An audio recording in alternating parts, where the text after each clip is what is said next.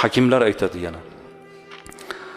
Kazzob odamda vafo yo'q. Undan vafoni kutmang, yolg'onchi odamdan. Malomatchi odamda do'stlik yo'q. Malomatchi odamda do'stlik yo'q. Hasadchi odamda rohat yo'q.